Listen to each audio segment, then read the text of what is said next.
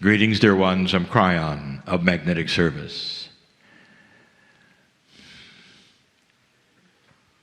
This is the third channeling of 5. In the series over 2 days, which is the study, profound study of core truth that is presented upon that which you are calling the Lemurian teaching wheel. We've referred to it in the past. Long before, we referred to Lemurian as the teaching wheel. It's synonymous with the beauty of all that is that could be shown to a human being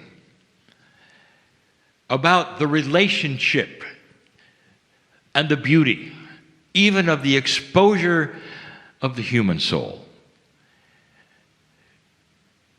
The teaching started off with the nomenclature, the energies, the missing information potentials, and all the things that perhaps you will discover later about what the teaching truly was. Imagine sitting in front of an angel,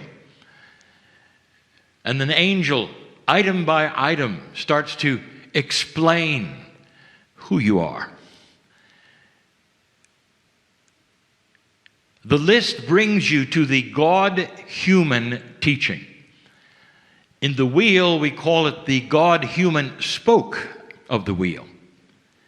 The spokes always lead from the outer to the middle and to the middle to the outer. This in itself is the metaphor that everything points to the center. And the center of all things in the teaching is always that mysterious thing to you, which we wish to also demystify, which is called Spirit, God, Creator.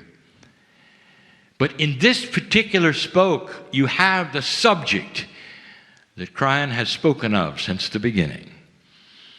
The one that's going to anchor humanity eventually. There is no most important one, but there could be the most important one for a region or a time or a place. And that is because it's interactive with the energies that humans create. The God-human spoke is the story of the relationship between the human being and the Creator of the universe. Humanity is beginning to change its consciousness. Part of consciousness change is maturity, growing into concepts that you did not practice before. Dear ones, most of the concepts of the teaching wheel have been around for a very long time, but so many have been sequestered to the shamans or the holy women and men. Not things that are practiced in the general public, but that are seen as such pristine ideas that you will then stop and report to a building so you can be refreshed by those in charge who would know what they were. Suddenly we are saying that these core teachings belong to each human. And they exist in each human. And a higher consciousness, an evolving consciousness, means that more human beings are starting to remember the core truths. Remembering requires that you were exposed to them at least one time. And that's what the story of Lemuria has become, as well as the teachings in every node of the planet. For the Pleiadians taught core truth carefully so that you had free choice to accept or ignore. The consciousness of humanity in itself generally is starting to shift. An older consciousness is quite authoritarian, militaristic, if you might say, extending right into the family. It wasn't that long ago that even families were taught to practice the very thing you see in ancient governments and in the military. And it goes like this. Don't let the troops or the children or the citizens think for themselves. Because if they do, there will be rebellion. And so the best thing to do is to keep a lid on their thinking. In the military, it's worked well because you fight battles. And you don't need free thinkers. You need those who obey. That's when you fight battles. But so much of the consciousness of the planet has been considered as a battle. You battle each other, the country to country, thought to thought, group to group, corporation to corporation. You're all in a battle. That's changing. The whole idea of competing thought is changing. You're starting to have a concept of a meld, a confluence of energy, where you start to consider not competition and not separation, but the idea that togetherness may actually create something far, far better. And you're right. How is that going to change then who you are? It's going to change everything, dear ones, if you stop the idea of true competition and winner takes all. That changes your government, doesn't it? What about corporates? That changes that. Product competition, that changes that. You're going to start realizing something. And that these new energies that are starting to come together are creating more than the whole of the sum. In other words, there's added energy with compassion. There's some things you don't expect with cooperation, gentleness, patience.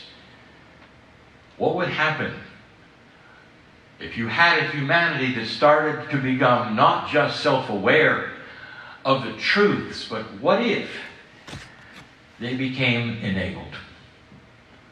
In a new consciousness, I will tell you, there is no fear of rebellion.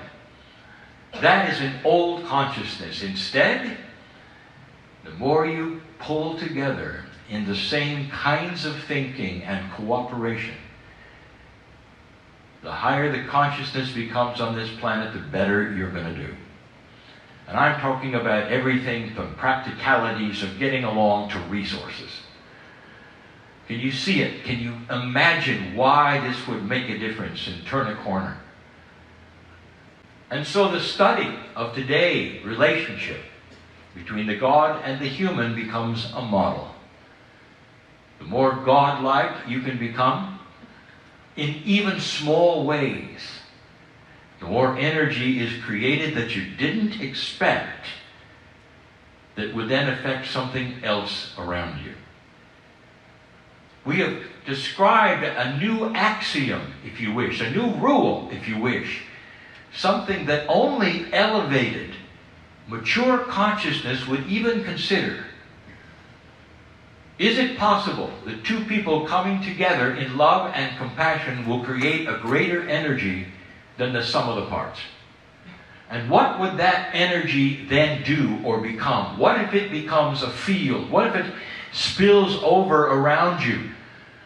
What if it becomes an invitation for others to see it and accept it? That is new.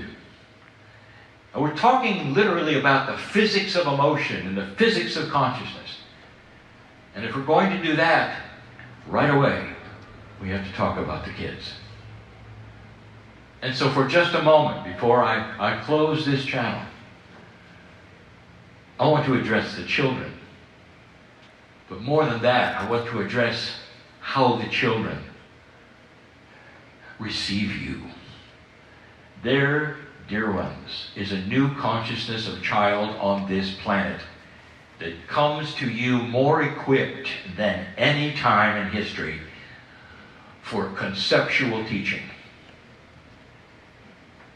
And what I mean by conceptual teaching is the change of human nature. You're going to see it first in the children because they're not going to act like you did. or the ones before you. And we have given all of the reasons why in 30 years. But the difference is going to show clearly on how you train them and how you teach them and what you say. It has been noted by psychologists and biologists that what happens between the age of 0 and 6 sets a model, a stage, that is so profound that it lasts all the lifetime of the individual, unless it is then undone or worked on. Sometimes it's very positive, sometimes it is not. But it's such a model that it becomes ingrained almost at the cellular level of children who learn things a certain way. No more profound is it, or could be seen better than this example. You're a female, a child, a baby, and you grow up in a family and your father is abusive. It's not good. There's nothing fun about it. And when you're able to leave home and look around and get a mate for yourself, a husband, a lover, a partner, most of the time you select an abusive person. And that, dear ones, doesn't make sense. It's not logical. Makes no sense at all unless you understand the programming that was given to you that said, this is the way it works. What are you going to say to the young ones when you know that their antennas are higher and more receptive than ever before? And I want to give some advice to parents and grandparents. You look in that infant's eyes, so innocent, so ready, so receiving, so beautiful, without bias of any kind except perhaps ancestral. The child is looking to you for influence, to the parent. Parenting can be irritating, and we know that. You have the child growing up in those first 6 years and saying the same things over and over and wanting to get your attention and yelling when they can't and pulling on your leg and all the things in order to say something or be something, and it's so easy to become irritated.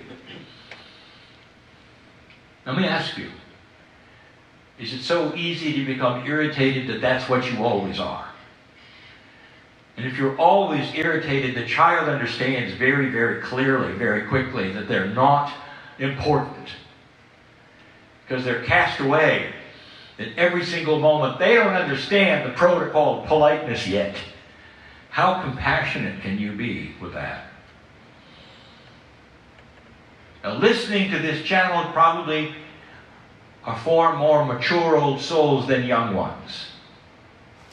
That's just the demographics of who is awakening on the planet.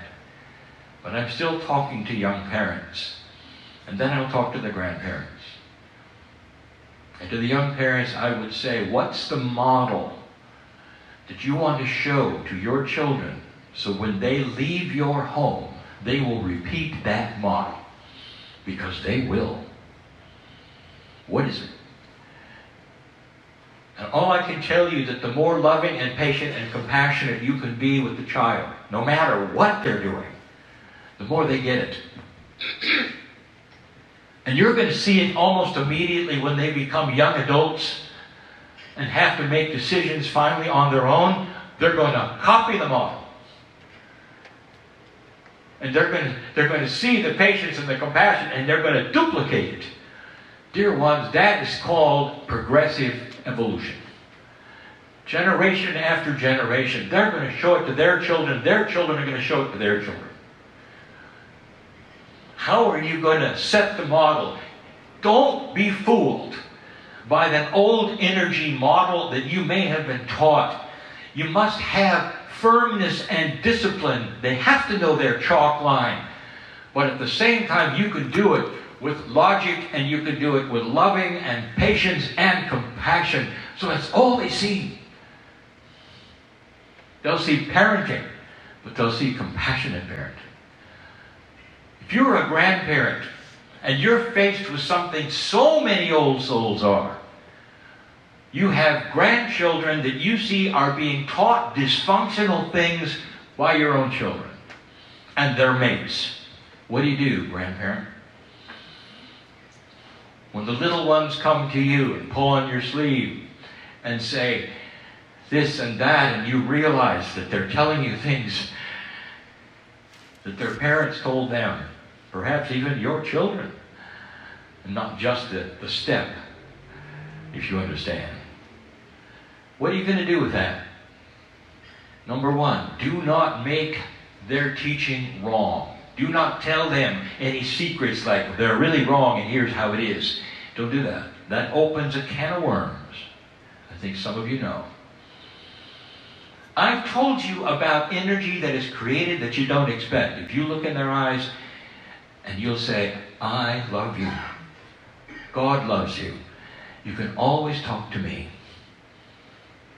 And you can skirt around the issues of who's right or who's wrong because that's not your task. Your task is to show them more compassion than they ever saw before with their parents. And here's what happens. These children are so intuitive. And when they grow up to a place where they're going to have to make decisions, they're going to be knocking on your door, not their parents' door. That ought to give you chills. That's the influence you have. It's not the information you're going to give them, grandparent. It's that which you show them of who you are and what is there. Because they'll always be able to come to you. Always. Even if their parents have become dysfunctional, even if their parents have split, even if their parents have become disciplinarian, even if their parents have become abusive, the grandparents can undo it. Because for their all the lives, the children know who they can go to for the truth. What are you going to tell your young children about God? From 1 to 6, what model do you give them? I'm not talking about your systems of religion or your doctrines. I'm going to tell you from eyeball to eyeball, you to your children, what do you say when they're in their cribs looking up at you? Before they've got full knowledge of words and all, they looking at you. What are you going to say? Are you going to think to yourself, well, I'm not going to talk about God. I'm going to wait till they get older. I'm going to take them to the church I'm in. They'll tell all about it. It's too late. What are you going to say? This is for the young parents. What are you going to tell them when they're in their crib looking at you? And here is the advice I want to give you that's going to change the planet. I want you to tell them that there is a creative source called God or Spirit that loves them more than anything in the world. I want you to tell them they are magnificent in the eyes of the Creator. And that Creator loves them as much as you do. It sets them on a path of self-empowerment that is not going to result in rebellion. Is not going to result in rebellion, even in your family. It's going to end up resulting in maturity. That's what's happening to the children. They're going to get it. And they begin to understand, no matter what they get later in doctrine, they're smart enough to figure it out, to go with it, not to go with it, but you're going to tell them that God is love and that they are love. And the angels are all around their crib all the time, even at night, and they're never alone. And they're beautiful in the eyes of the Creator. That's going to change the world. Generation after generation, if you hear these words, that's going to change the world. And that's what the Pleiadians said in this book that was taught so long ago, so profoundly practical today. And so it is.